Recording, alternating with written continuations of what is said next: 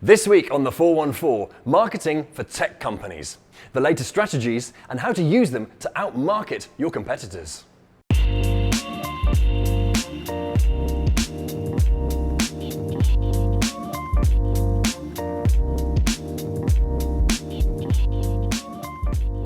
Hi, I'm James Rostance and welcome to the 414. Each week with some of the greatest minds in marketing. And joining me today is a man who's an expert strategist for tech companies to outmarket their competitors using strategies rarely seen or used in the tech industry. Welcome, Paul Maher. Hi, James.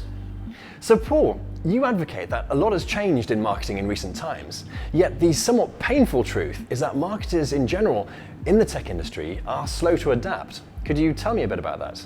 Yeah, it's highly ironic. So here we are, B2B tech marketing, and we're falling behind in the way that we use technology, and some of the techniques are really from back in the day.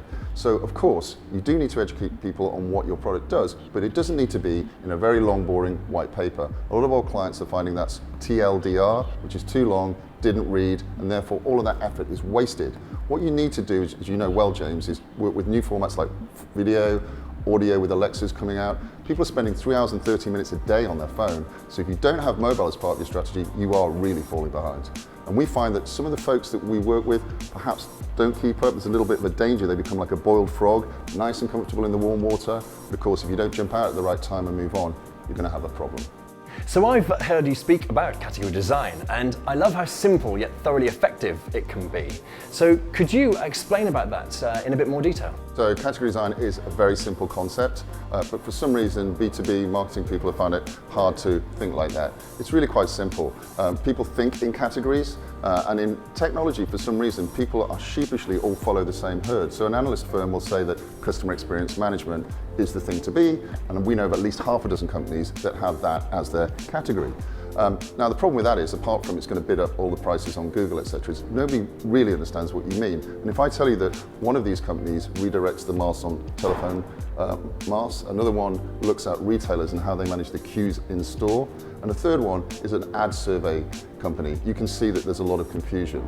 People like to buy from a category, they like to understand it. B2B tech has to catch up. So what would you say are the biggest challenges which tech marketers face right now, and what can they do about it?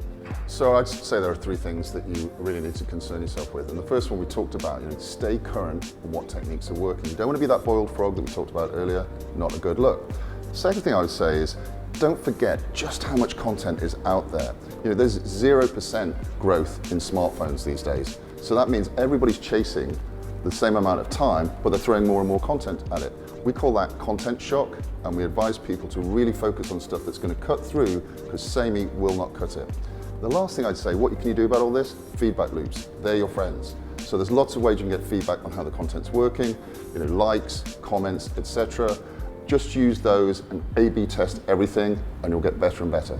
Okay, so what would you prescribe as being the most effective approach for marketing to tech buyers? Technology products are generally complex, and so education's always been a big thing for tech marketing. Now, back in the day, that was done with long data sheets, long white papers. We talked about that being too long and they won't get read, and we talked about using some new content to get rid of the content shock, which is obviously very advisable. But with a category, you want to market to a problem. So rather than pushing yourself ostensibly, you can educate people and show them some content which is compelling, talk about the problem. And what you always want to be is different and not better, because better is yesterday's thinking. Different is the way forward for technology. Paul, thank you ever so much for joining me today. Thanks so much for having me. And if you would like to learn more about advanced techniques for marketing to tech buyers, then visit the414.net to watch extended content in the 414 Extra. I'm James Rostance. Thank you for watching.